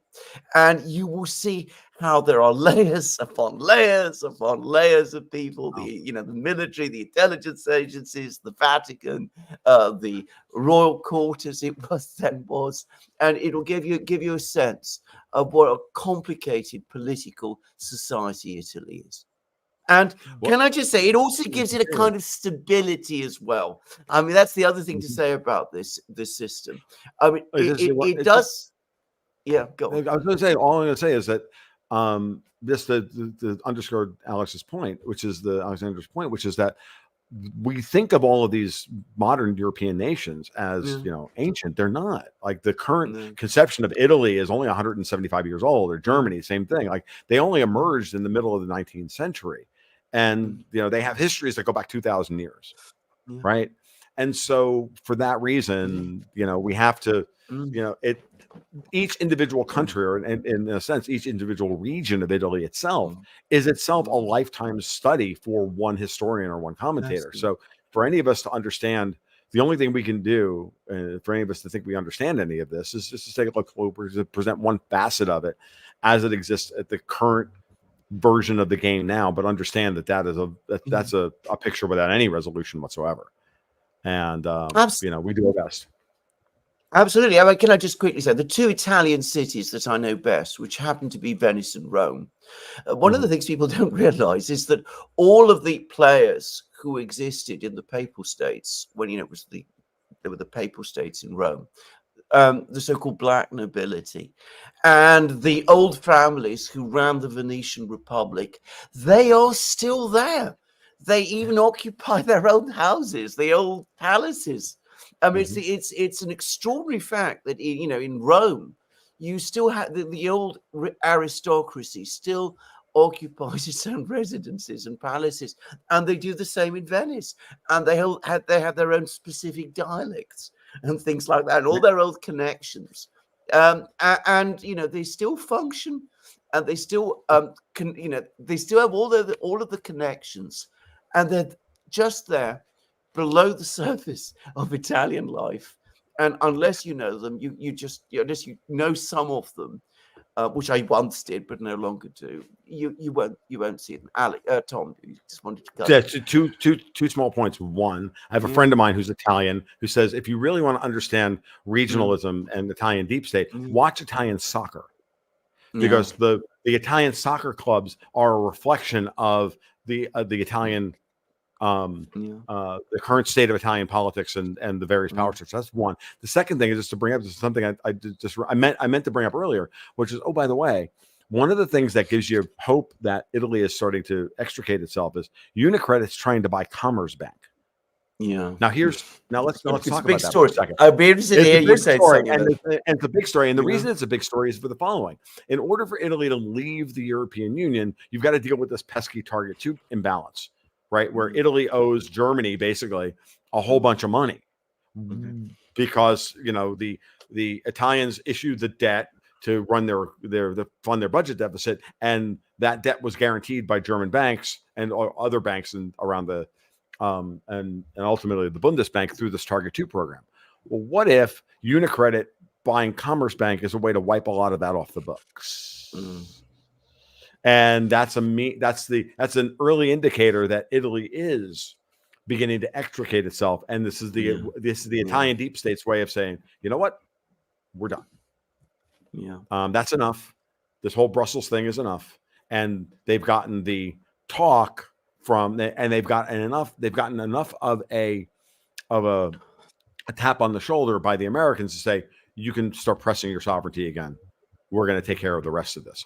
Again, It's a tea leaf. Read it how you want, but it's a big story because it's $463 billion potential. It's a lot of money that would wipe out at least half, if not more, of Italy's target 2 imbalance. It's a huge story in Germany, by the way, just to also quickly say, and a lot of people in Germany are very, very upset about it. I'm sure they are. So that's a great question, asking us to get more detail on the Italian deep state. Here we are, there's another 10 minutes gone. We got anything else, Alex? We got a couple more. You have time? Sure. Yeah, absolutely. All right. Just a comment from Zariel. Two and first thumb and 2 fingers, Tom. You're not German. And first 2 fingers, Tom. You're not German. Okay. Right. I'm not German. From Paul with the companies, Tom, VW market shares, Boeing, and failing EU companies. Yeah, Boeing is being. I think Boeing, like, they're attacking transportation at every level. They want to move us all into 15-minute ecologies. They want us to eat bugs. They want to kill us off in pods and everything else. It's all just part of it. It's a cafe here in the United States trying to destroy the car industry through the corporate average fleet economy. Standards and all of that stuff, the RINs, look into RINS, Renewable and Identification Number System, for blending ethanol into our gasoline, and blah, blah, blah, blah, making American, they have to tune, and they have to, the companies have to make engines tuned for our market because we blend so much ethanol into our gasoline. That raises the price of gas. It destroys crack spreads for refiners. Blah, blah. It's all designed to politically destroy the transportation system. And guess what? America's big, and America can't run on trains. It needs to run on cars and trucks. And if you destroy the car and truck industry in the United States, then you destroy the United States economy, which is absolutely the plan. So then you go after our diamond industries like airlines, right? Because airlines, cars, these things, they are diamond industries in that because of the expertise needed to build the entire plane, you created 50 other industries that had to be brilliant as well. And you destroy Boeing, you destroy all the supply chains. Oh, by the way, if you want my honest opinion, I think that's all a French plot. Airbus. So, like, let's not even kid ourselves. So, the Chinese and the Russians are making their own mid-sized commercial airliners because they're trying to get away from this duopoly of Boeing and Airbus, and that's the right thing for them to do. I'm not surprised. And the same thing is going with Volkswagen. What's the diamond industry in so many ways for the German economy? It's the cars.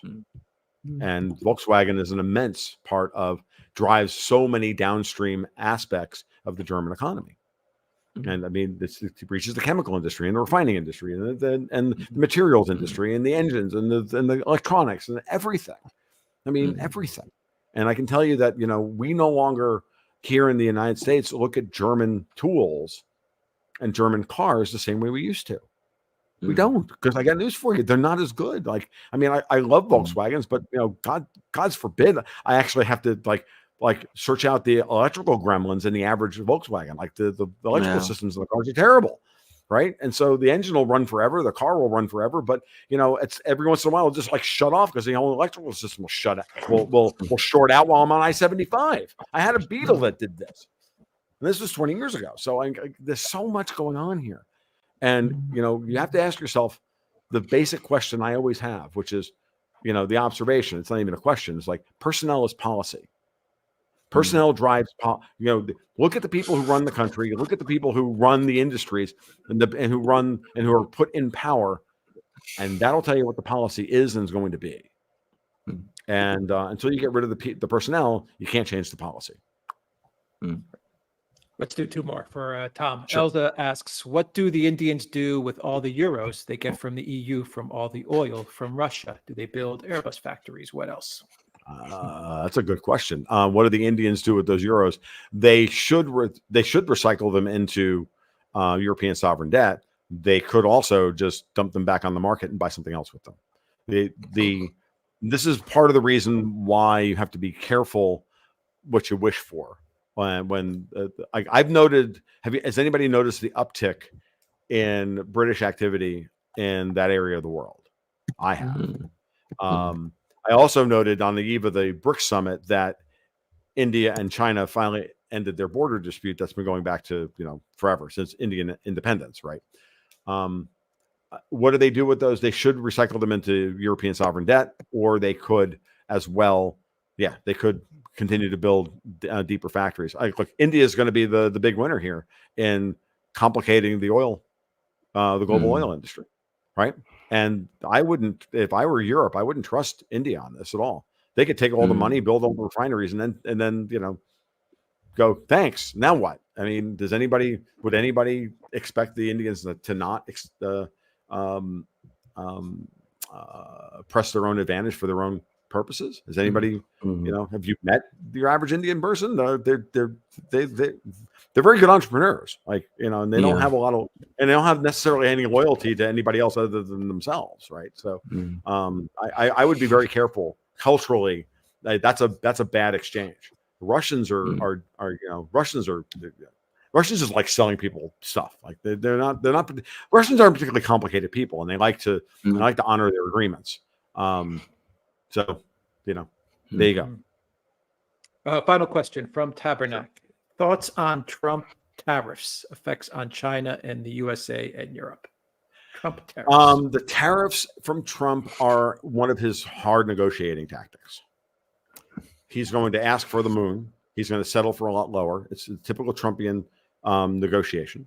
He's also throwing out into the mix the idea of replacing the income tax with tariffs. That's not going to happen, folks. But it's a typical Trumpian thing to highlight what the situation, what the problem is, where the fulcrum of the problem is, and then let us start to chew over it. But and then he does that to scare people. I don't think Trump wants a trade war with China any more than he wants a real war with China, but he's willing to he's willing to make, he's willing to put things in place to realign and change the dynamics. And so what's he going to do? He's going to do more of what he did the first time. He's going to raise tariffs, and he's going to cut taxes, and he's going to cut them hard, right? That's what he's going to do. And the original Trump tax cuts expire for the fiscal year 2025 or for tax year 2025. So this is going to have to be something he gets done in the first year of office. He's in office. So we're going to watch. So to give you an idea of why I think he's going to win is there's many little bits and pieces, is because the Democrats are now seeding out into the end. I've seen it from the British media, and I've seen it from European media, and I've seen it from Washington, is that Democrats that Trump's going to come into power, but but the Democrats are going to win the legislature. And I'm like, yeah, that ain't happening. If he comes in with the kind of landslide especially in the battleground states that I think that's going to happen, he's going to have down ballot success. Okay. He lost in 2020 and still retained, the Congress. Like it was so why would you see the reverse of that this time? No one likes the Democrats in the United States. Everybody's angry with them. Why would they vote for these guys? So if you're going to get that many people breaking that hard for Trump this time, that we're starting to see Democrats trying to hold on to their seats by endorsing Trump. That's how bad it is. I just saw something this morning that literally while we were chatting, I noted at one point that somebody noted in my community that Harris is apparently pulling ads from North Carolina and moving them to Virginia because now Virginia is in play and she can't win North Carolina. Okay. So that's, if she's doing that and she's campaigning in Pennsylvania, she's in trouble. She shouldn't be campaigning in Pennsylvania. So Trump is going to do what he's done before, and he knows exactly what he wants to do and what he's going to do. And there's going to be a negotiated settlement between the United States and the Chinese. And we saw that from when Jamie Dimon went over there to China last year. Ignore Janet Yellen, ignore Blinken, ignore those people. They're not going to matter. What they said in 2024 will not matter. Dimon going over there and having a big conference and bring all the business leaders together. That was the tell. Okay, Wall Street is like, this is not. It's going to be. Is it going to be hard on China? Yes. Will it be good for China? Yes. It will be good for the United States? Yes. At the end of the day, the friction that has been the sand that's been thrown into the gears of the global economy, especially since COVID, that's going to be that's what all these questions are talking about, or that's kind of the theme. All of these questions about India and about China and whatnot. That's what has to be negotiated away. That has to be gotten rid of. It's all policy. It can all be gotten rid of with people sitting down and treating each other like humans, as opposed to slaves.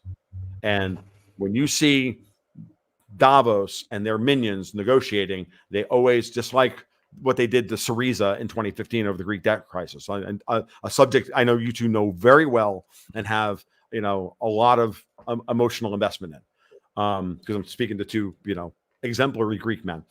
You know what the European Union did to you, what they did to Greece, and that negotiation, just like Brexit, is always the same. You will get nothing from us. We will demand everything, and you will be destroyed. Well, they can only do that if they have the United States backing them up. They can't do that anymore. And so that's what I think ultimately Trump will be the major theme of the Trump administration. It's going to look ugly at times. He's going to bluster and Zopa his way to drive people nuts, but that's the way he operates, and he's very good at it. So let's see what happens. All right. Swirls says, just in time to donate. Great to see Tom on the Duran. Thank you, Swirls, for that. And thank you guys for the invite. I really appreciate it. It's great to have you on the Duran, Tom Luongo. Before you leave, Tom, where is the best place for people to find you once again? As always, the best thing at the end of the day is Twitter. I mean, I use Twitter as the primary marketing tool at this point. And I always post links to whatever content I'm putting up for the subscribers. So if you're intrigued by that stuff, or of course you can go to the Patreon, and I will commit from here forward to making sure that the blog is better watered than it's been in the last few months, but it's been very, very busy. So all those links are in the description box, and they will be added as a pinned comment. Thank you very much, Tom, for joining us. Thank you, guys. Thank you very much, Tom. Good to have you back. Best to you and the families and all that stuff, guys. Let's pray for a much better 2025. Even though I'm absolutely I'm not sanguine about that at all. I'll see you guys soon. Bye bye. See you. Take care, Tom. Thank you. Bye bye.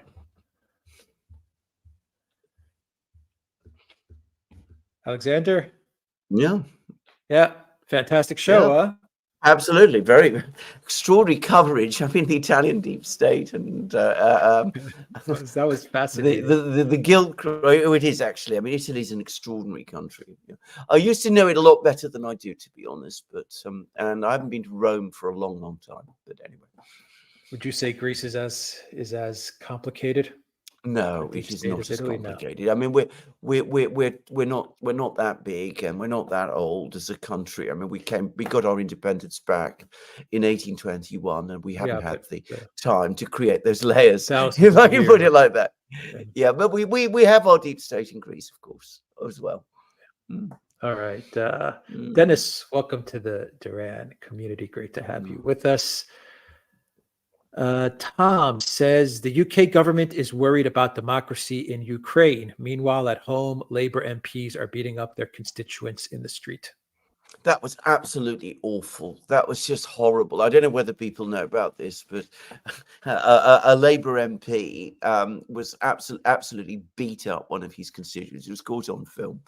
He's now been suspended and might no longer be in the Labour Party before long. But I mean, it gives a very vivid idea of the kind of governing class we have in Britain at this time. I mean, it's absolutely awful. Wow. Jamie Preto, thank you for that super sticker. Eric says, thank you to the Duran for informing and educating us about geopolitical events in this time of lies and deception. Thank you for that. Let's see here. Nikos says, I agree with Levan about Georgia. Kabakidze must put Zura Bichvili and Tina Bukocheva in the same gulag as Saakashvili. Well, we might even get there. I hadn't realized. I'm not going to try and speak her name because I don't know her well enough. But the Georgian president, as I understand it, is actually a former French diplomat. French, yeah. She's actually French. I mean, She worked in the foreign ministry. Foreign ministry, exactly. That she was previously. She's obviously of Georgian extraction, but it does seem incredible that you should have the diplomat of a diplomat of another country as your president. Tells you an awful lot about the state of things in Georgia. I think the government will survive, and I think it will come through. I think it was an even more convincing victory than many expected. And I think that the attacks on it will lead to a consolidation of Georgian society. And I should say that Ian Proud, the British diplomat, whom we've had several times on our programs, has written a good piece about Georgia. He knows the country, and he says much the same things that we've been saying, that this is a valid election result. And when you know the internal realities of Georgia, you can understand why the result was what it was. Yeah. Nico says Dimitri Liatsos would be a great Greek guest. He was the Greek correspondent for ET in Russia. He's based there, and he has a channel called Idiochoros. Yeah. Interesting. Okay, why not? Yeah. Thank you, Nikos, for that. Yeah. Basil says Gonzalo Lira lives, truth never dies. Yeah, true. True. Nikos says, speaking of Greece, happy Ohi Day, my fellow Greeks. Alexander, you have that accent, but to me, you are Greek. Oh, absolutely. Absolutely. I would say this, actually. I mean, when I was a child in Greece in the 60s, Ohi Day was a huge thing. This is the day that commemorates a moment in 1940 when Italy, which is, of course, allied with Germany at that time, presented Greece with an ultimatum. And very, very courageously, Greece, though a divided country at that time, united and basically said, no, we were not accepting this ultimatum.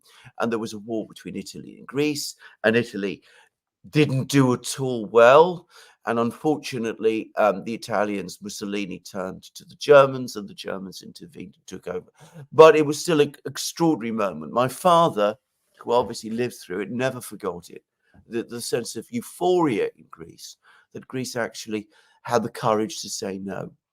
And it was a huge event in Greece in the 60s. I get the sense that perhaps, and I say this with great sorrow, it's faded a little. It's not as important in Greece now as it once was. Ilya Koryakin says Salome is not a Georgian name. Interesting. Law of Attraction says whatever the U.S. election results will be, it will be said it was stolen or influenced by the Putin. Of course, there's an article today in the New York Times which floats all this whole business all over again, and talking about how it all happened before in 2016, and now it's happening all over again. Oh, you had the Mueller inquiry and the Horowitz inquiry and the inquiry by the man whose name I've already forgotten. The Durham inquiry. Durham. And despite all of that, we still go on talking about the Putin's interference in the American elections. Yeah. Anime 19 says, Alexander, global and domestic decline of the U.S., of the dollar, collapsing colonial project in the Middle East, failure in Eastern Europe. Perfect coincidence or just failing tentacles of the same beast? No, it's not a coincidence. It's the symptom of enormous overreach, but by a political class in Washington that has lost connection with reality. They're trying too much, too many places, and they're neglecting the United States, and they're doing a lot of harm to the rest of the world in the process, and they're doing harm to the United States.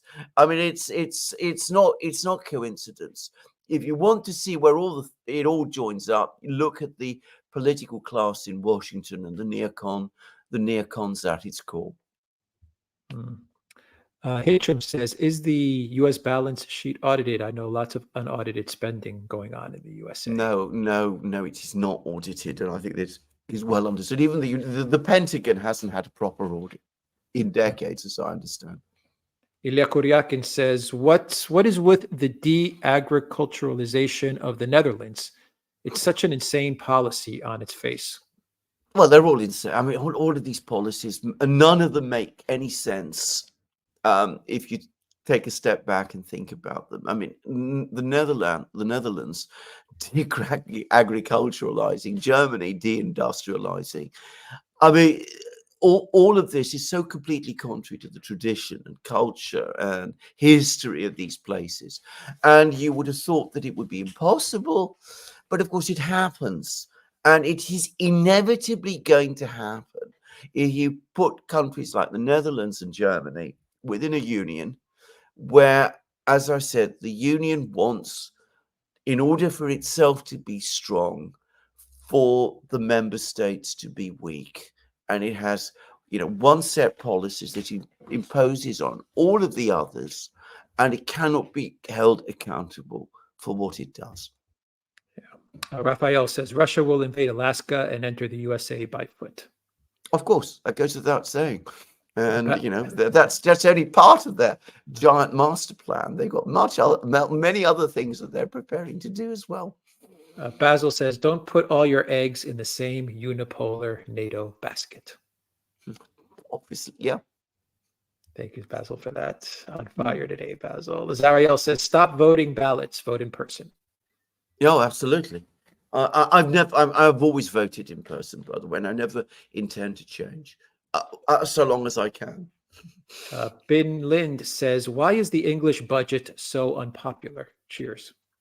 Well, because it's going to, if all the things that we're hearing about, we're going to see a significant rise in taxes at a time when we've already been through a high period of inflation and when people's living standards have been falling. So what we're being told is that we've all been through a long period of austerity, going all the way back to the 2008 crisis. And we're going to be given even more. So, of course, it's unpopular. And business leaders are unhappy because it's going to reduce demand. Then it's going to add to business costs. And middle-class people are unhappy because they're worried about their living standards and they're struggling. And people in, lower demographics, they're unhappy because they're being told that there's going to be cutbacks in spending on things that matter to them, like maybe the health service won't get as much spending as they feel it needs. So everybody is unhappy. No part of Britain is happy. And everybody is annoyed and angry and critical of the government. But it looks like what we're going to have. Raphael says, in Haiti, there is a saying, be careful with a sleeping cat. Shoigu is traveling nonstop to many countries. NATO will not be the one declaring the war. Russia is on her way to declare the war soon. Oh, I don't know. I don't think the Russians are looking for wars. I mean, they've got a big one that they've got to bring to an end, which they will. But I mean, I don't think they're looking for wars. But they are building up their links and their connections. And if you want me to say what I think, we've done a program about this. I think if you're talking specifically about the Middle East, the Russians are a force for stability there. They always have been.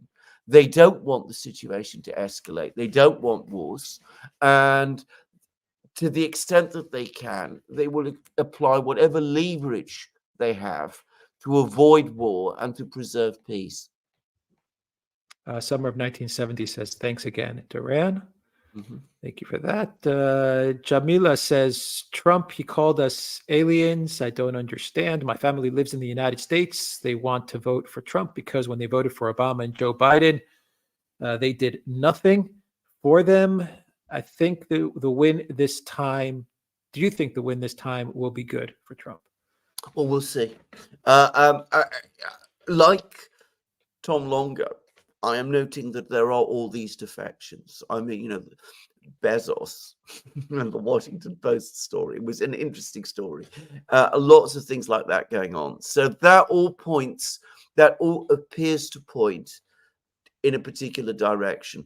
But to be frank, I'm not going to hold my breath until the votes are all counted or not, as the case may be, and we have a result. Yeah. Raphael says, my predictions: when the war ends, the UN and BRICS will merge with the HQ in China, Russia, Turkey, and South Africa. The US will have to close every base outside the US. All colonies will be made independent. Well, you may be right. I mean, we'll just have to see. I mean, we're still in a very dynamic and evolving situation, and I don't think we can give. I wouldn't want to give precise predictions like that. And I would have thought the BRICS would want to keep the UN as a separate entity because it's useful to them in that kind of way. That's my own view anyway. Zariel says, remember, BlackRock never fails. They are everywhere. Elza says, does The Godfather help to understand Italy? In a kind of a way, but The Godfather is I think, isn't it mainly in the United States, and it's basically about the United States more, and of course it's about one part of Italy, in the sense that it's connected to Italy, which is Sicily, which is definitely a part of the the entire Italian system, but there are other parts of Italy which are every bit as complicated as that. If you know central Italy, if you know, the sort of Renaissance cities, Bologna, Ravenna, not Ravenna. Anyway, the ones in the center, you will understand how complicated Italy is. Florence, all of these places, they have their own very deep cultures. Ferrara. All of these places are very complicated cultures, their own establishments, their own societies, their own banking systems, their own, ways of doing things, and they all integrate together in a very complex way. Rob One, welcome to the Duran community. Midwest Boy asks, what does SOFR refer to, Tom? I'm not sure. I was going to. SOFR is. Well, it's the alternative to LIBOR, isn't it? Oh, yeah. Yeah. So, I mean, that's my thinking on it. Yeah. Cygnus 424, welcome to the Duran community. Commando Crossfire says the only place democracy is acceptable is if America's candidate is electable.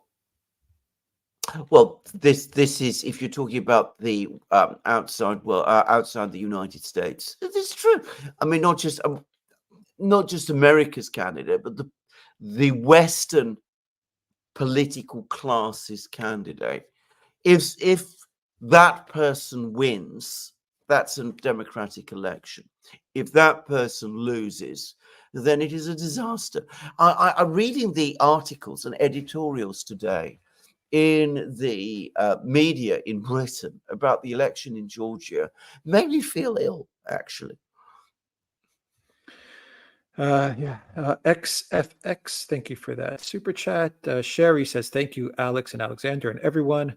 When you fall off the saddle, get back on it. Marcus Aurelius. True enough. And Peter Bogdanov, thank you for that super sticker. Alexander, I think that is everything. Let me do a quick check and make sure we got all the questions. Your final thoughts as it's extraordinary. I mean, we covered a huge amount of ground in this program, and I mean, it's interesting how everything does connect. It was Lenin who once said that everything is connected, and it does. In war, economics. I still can't get over the fact, as I said, that the Pentagon appears to be a general force for peace and stability. That does seem to me an astonishing thing, given its history and the kind of things that you associate with it. But anyway, there it is. Whereas an extraordinary program full of insight about lots of different things. Yeah, Swirl's super chat. Zariel, I read it just in time to donate. Great to see Tom on the Duran. That's how we That's how we ended the segment Yeah. with Tom with that super chat. Thank you, Swirls, for that amazing super chat. That is everything, Alexander. Thank you to everyone that joined us on this show with Tom Luongo. Tom's information will be in the description box down below, where you can follow Tom, as well as a pinned comment. Real quick, Alexander, that's from Samuel. I am from Central Italy, and I can confirm. Yeah. Thank you for that. Thank you. Samuel. Thank you for that. Thank you to our moderators, Zarael, Brett, Peter, T. Jordan, and I think that's everyone. Zarael, Peter, T. Jordan, Brett. That's everyone moderating, right? I think so. I hope I didn't miss anybody. Thank you to all the questions, all the comments, everyone that watched us on Rockfin, on Odyssey, on Rumble, and on YouTube. And a big thank you to everyone that joined us on our locals community, the Duran.locals.com. Alexander, should we end the show? What do you think? Absolutely. Well, I think we should, and get down to doing more videos and We got some more videos to publish. Yeah, Yeah, absolutely. All right. Take care, everybody. Mm.